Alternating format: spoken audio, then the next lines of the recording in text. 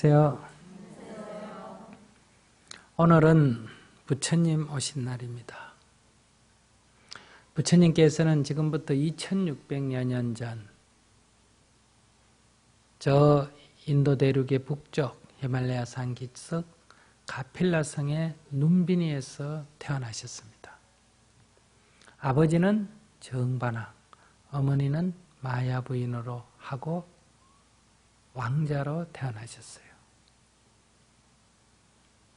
부처님의 어머니 되시는 마야 부인이 아기를 낳기 위해서 친정으로 가시다가 가필라성과 어머니의 고향인 천비성, 대바다라고 불리는 그곳의 중간 정도 되는 위치에 눈빈이라고 불리는 아름다운 숲이 있었습니다. 그곳을 지나시다가 아쇼카 꽃이 무수라고도 하죠. 흐트러지게 피어있는 것을 보고 마음의 기쁨을 느끼고 마차에서 내려서 꽃 구경을 하셨다고 합니다. 그때 너무나 아름다운 꽃송이를 보고 꺾으려고 오른손을 들어 그 가지를 잡을 때 상기를 느끼고 바로 아기가 태어났다. 태어날 때 마야 부인의 오른쪽 옆구리로 태어났다. 즉 오른손을 들어 나무가지를 잡으니까 그 옆구리로 태어났다. 태어나자마자 사방으로 7발자국을 걸었다. 그 발자국마다 송이송이 연꽃이 피어났다. 7발자국을 걷고 난 뒤에 한 손을 하늘 위로 한 손을 땅을 가리키며 천상천하 유아독존 삼계계고 아당한지라고 하셨다. 이것이 우리가 일반적으로 알고 있는 부처님의 탄생에 대한 모습입니다. 이때 오른쪽 옆구리로 태어났다. 어떻게 오른쪽 옆구리로 태어날 수가 있는가? 이렇게 문제를 제기하는 분도 있습니다. 수술을 하셨다 하더라도 옆구리로 수술을 하시지는 않았겠죠. 우리가 이런 종교적인 언어는 어떤 상징성으로 해석을 해야 합니다. 오른쪽 옆구리로 태어났다 하는 것은 인도의 전통적인 그런 사상에서 바라본다면 인도는 4가지 계급이 있는데 브라마는 신의 입에서 태어났다. 그리고 크사트리아 왕족은 신의 옆구리에서 태어났다. 바이샤 백민은 신의 배에서 태어났다. 수드라 노예계급은 신의 발바닥에서 태어났다. 라고 하는 이런 설화가 있습니다. 그런 것에 견주어 본다면 오른쪽 옆구리에서 태어났다 이런 것은 부처님이 왕족 출신이다. 즉 그 종족, 그 출신을 의미한다 이렇게 볼 수가 있겠고요. 그 다음에 부처님께서 태어나자마자 쓰셨다. 우리 아기 나면 어떻게 합니까? 누워서 울지 않습니까? 그죠? 근데 이 얘기는 태어나자마자 탁 썼다는 거예요. 가능한 일일까? 저도 잘 모르겠어요. 근데 제가 어릴 때 이 망아지 태어나는 거, 송아지 태어나는 걸 보면 말이에요.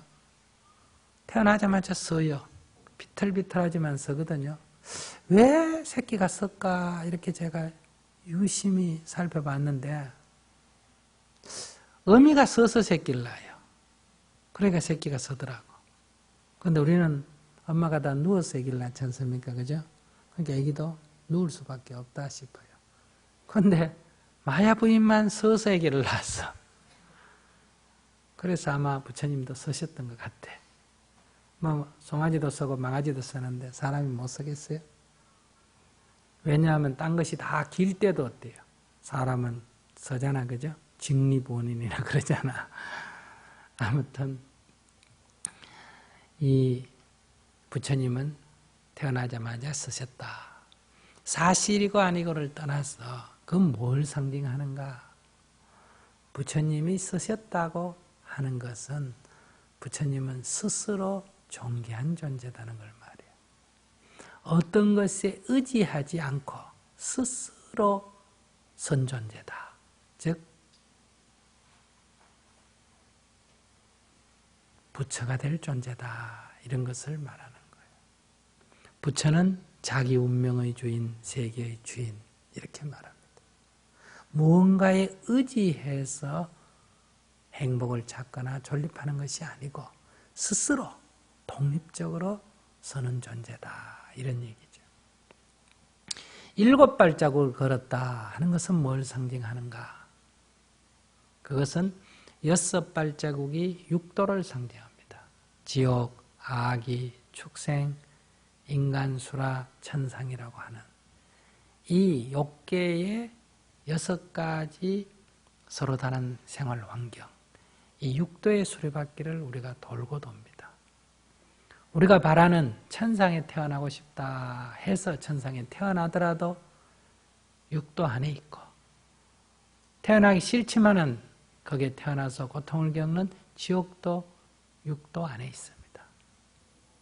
어떤 종교에서는 지옥에 가면 영원히 지옥에서 고통을 겪고, 천상에 태어나면 영원히 천상락을 누린다고 하지만은 불교에서는 지은 복이 있어서 천상에 태어나게 되고, 그 복이 다하면 다시 떨어지고, 죄를 지어서 지옥에 나게 되면 고통을 겪고, 그 죄가 다 사하게 되면 다시 돌아오고, 이렇게 오르고 내리고 돌고 도는 것이 육도입니다. 이 육도에서 벗어났다, 이것을 우리가 해탈이다 이렇게 말합니다. 이 육도에서 벗어났다는 것을 상징한다. 7발자국은 6발자국에서 한 발 더 나가버렸다. 모든 사슬, 모든 고통에서 벗어났다. 그러니 부처님은 해탈하실 분이다 하는 것을 암시한다. 그리고 한 손을 위로, 한 손을 아래로 가리키면서 천상천하 유아독전이라고 했다.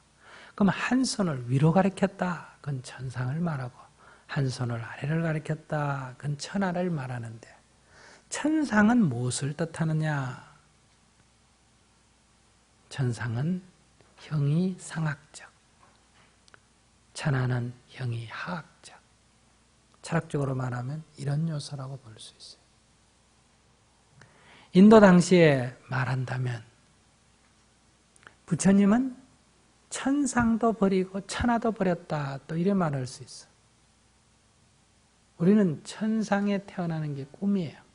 그런데 부처님은 천상 중에 천상, 하늘 중에 하늘인 도설천주였는데 그것을 버리고 고통받는 중생을 구제하시러 이 세상에 오셨다.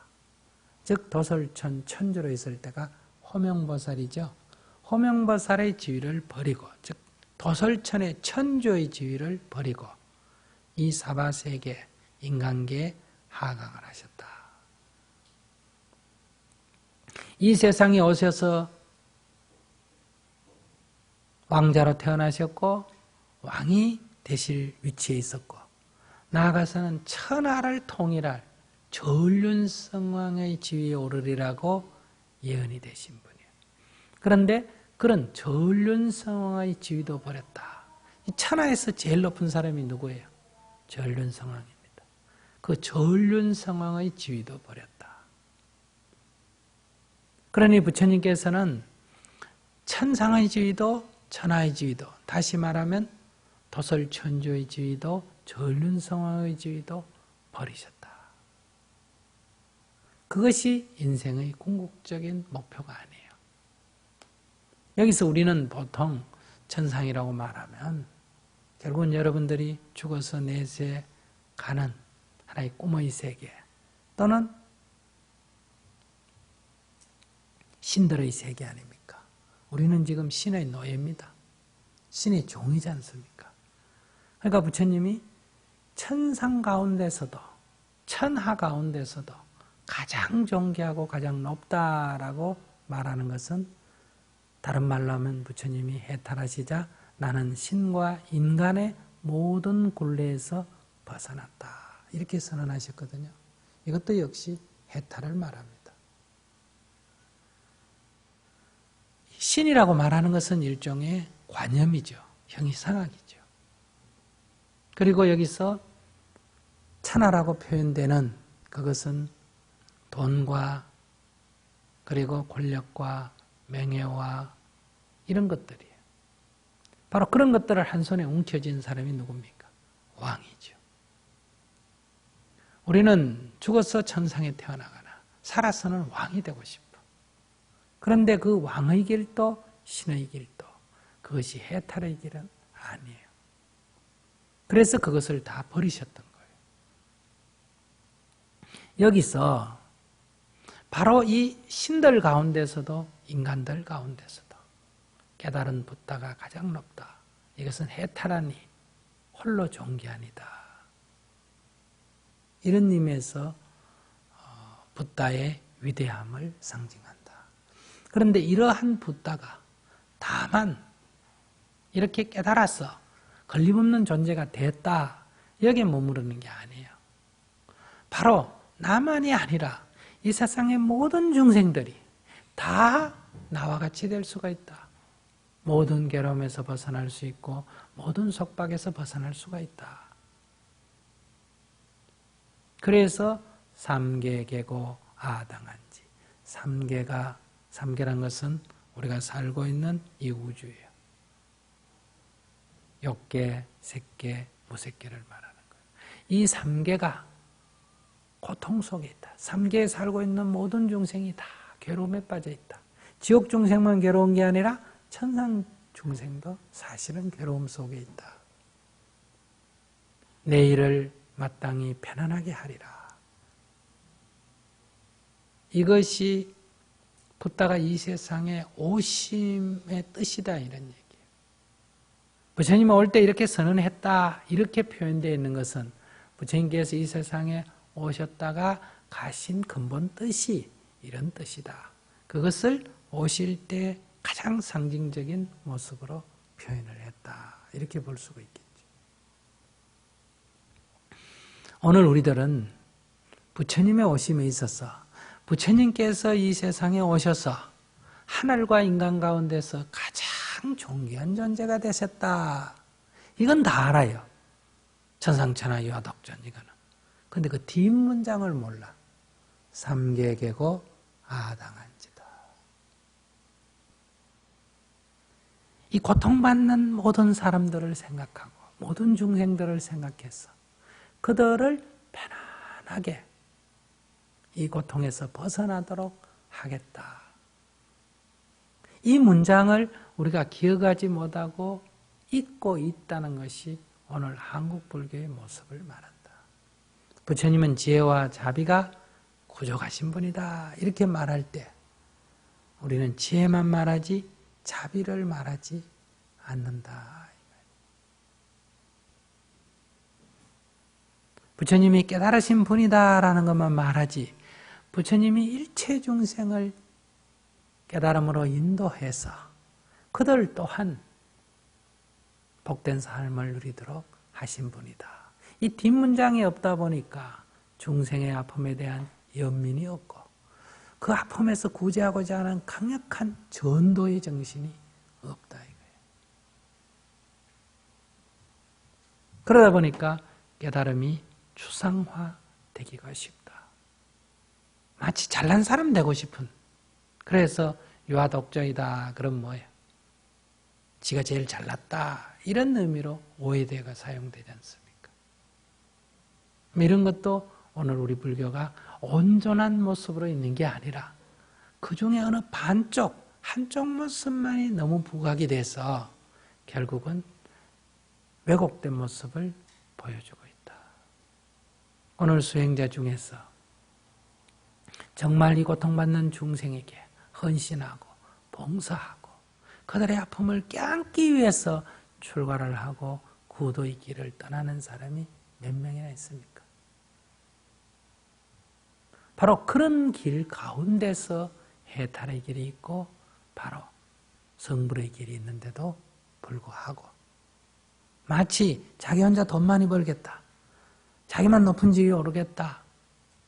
이런 심리 현상과 비슷한 심리로 내 혼자서 확 깨쳐버리겠다. 깨쳐서 뭔가 세상에 영광을 얻겠다. 이런 마치 요행을 바라는 것 같다. 일확천금을 바라는 그러한 심리 현상과 비슷한 마음으로 우리가 도를 닦는다면 이것은 욕심이 기반이 되어 있다. 욕심을 버려야 해탈의 길로 가는데 욕심에 뿌리 내리고 있기 때문에 욕심에 기초하고 있기 때문에 해탈은 멀고 설령 뭔가를 깨쳤다 하더라도 이것이 중생에 대한 연민, 자비심, 나눔으로 실천되어지지 않게 된다. 바로 우리가 부처님의 인격과 오늘 우리 수행자들의 인격 사이에서 이 부분의 차이가 아주 많이 나고 있습니다. 우리가 그리는 부처님은 그냥 높으신 분, 훌륭한 분, 거룩하신 분 이런 생각만 있지 부처님께서 우리 가까이에서 우리의 고통과 함께 있고 우리의 무지를 깨우쳐서 우리가 이 고통에서 벗어날 수 있는 길을 인도해 주시는 인도자다. 안내자다. 그래서 참 고마우신 분이다. 이런 것들이 우리 마음에 자리 잡지 못하고 있다.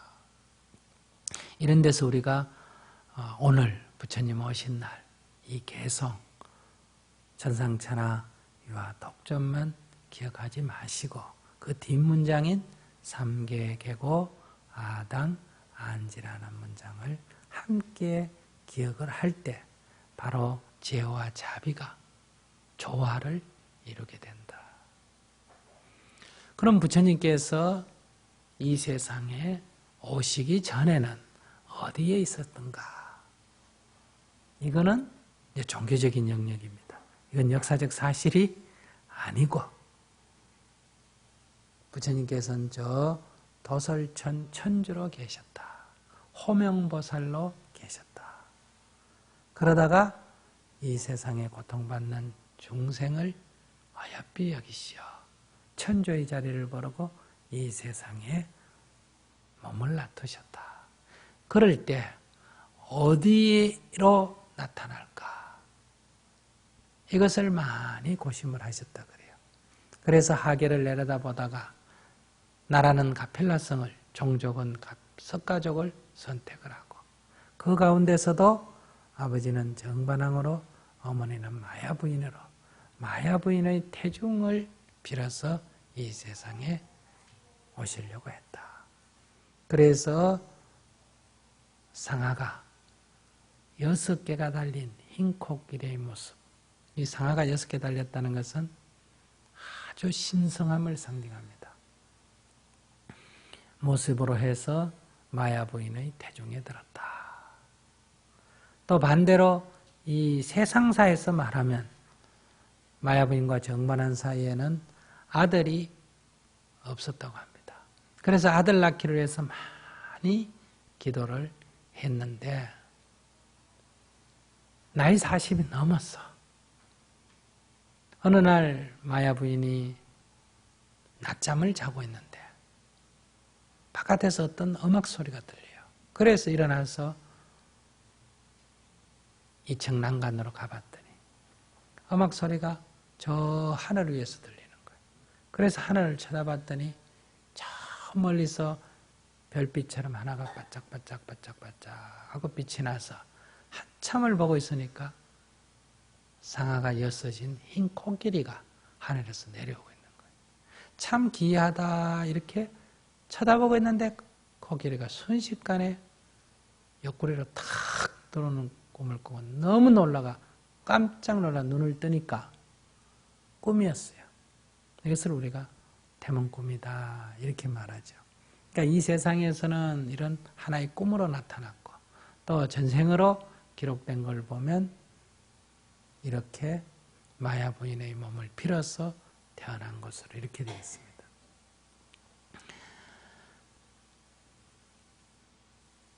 이 호명보살이 마야부인의 몸을 빌어서 이 세상에 나투자 어떤 현상이 일어났느냐. 토끼와 사자가 같이 뛰놀고 뱀과 개구리가 같이 뛰놀았다. 즉 토끼는 사자를 잡아먹고 뱀은 개구리를 잡아먹지 않습니까? 살기 위해서 죽이는 관계죠. 그런데 토끼와 사자가 같이 뛰놀고 뱀과 개구리가 같이 뛰놀았다. 안전뱅이는 일어서고 꼽추는 등이 펴지고 눈이 어두운 봉사는 눈을 뜨고 귀머거리는 말을 하게 됐다. 이렇게 표현이 되어 있어. 이것은 바깥으로 얘기한다면 호명보살이 이 세상에 오면서 이 세상에 이런 신기한 일이 벌어졌다 이렇게 말할 수 있고, 정신적으로 바라본다면 아기를 뵌 마야 부인의 마음이 이와 같았다. 아기를 뵌 엄마의 마음이 뭘 죽이고자 하는 그런 살생의 마음이 없어졌고, 바로 봉사가 눈 뜨듯이 지의 눈이 열렸고, 벙어리가 말을 하듯이 진실의 말을 하게 되고, 꼽추가 등을 펴듯이 이렇게 비굴한 마음이 사라지고 꼿꼿이 덩어리를 펴고 안전뱅이가 일어나듯이 실천하는 그런 자세가 됐다. 그러니까 이것이 이제 불교에서의 태교입니다. 엄마가 이런 마음가짐을 가졌기 때문에 뱃속에 있는 아이가 성인으로 잉태했다. 이렇게 말할 수 있어요. 반대로 호명보살이 마야부인의 태중에 들었기 때문에 마야부인의 마음이 어때요? 이렇게 바뀌어버렸다. 이렇게도 말할 수 있겠죠. 종교적으로는 이 후자를 선택하겠지만은 사회학적으로 얘기하면 이 전자가 됩니다.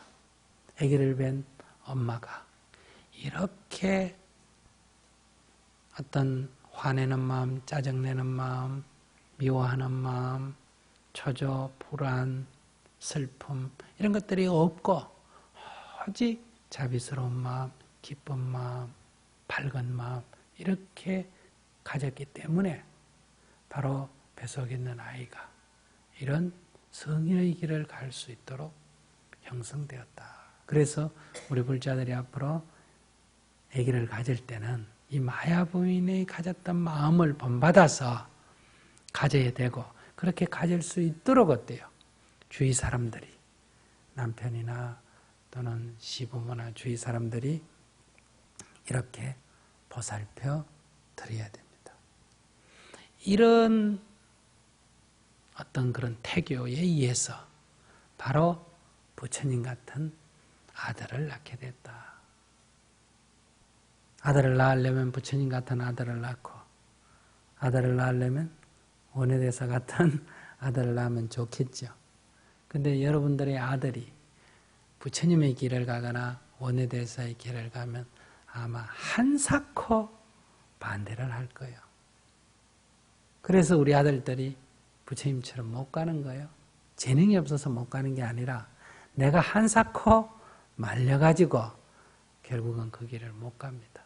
다 사춘기 때 그런 마음을 냅니다. 그러나 부모들은 이 세속의 길을, 자기가 간 길을 따라가기를 원하지, 부처님처럼 가는 것을 원하지 않는다. 그 길을 간다 그러면 뭐라 그럽니까? 너가 뭐 때문에 그 길을 가느냐? 이렇게 말한다. 그래서 오늘 우리가 부처님 오신 날을 맞아서 부처님의 오심의 의미도 생각해 봐야 되고, 그냥 위대하신 분이 이 세상에 오셨다 이렇게만 생각하지 마시고, 바로 어머니가 아기를 뵌 상태에서 이렇게 마음을 쓰셨기 때문에 위대한 성자가 이 세상에 태어날 수 있었다. 이런 것도 함께 생각해야 됩니다. 드러난 현상만 갖고 좋아할 것이 아니라 그런 일이 일어나기 위해서 보이지 않는 뒤에 있었던 그 배경, 그 뿌리, 이것도 우리가 함께 알아야 되지 않겠느냐. 오늘 부처님 오신 날 다 함께 기뻐하면서 또 이 부처님의 자비광명이 고통받는 사람께도 함께 하시기를 바랍니다.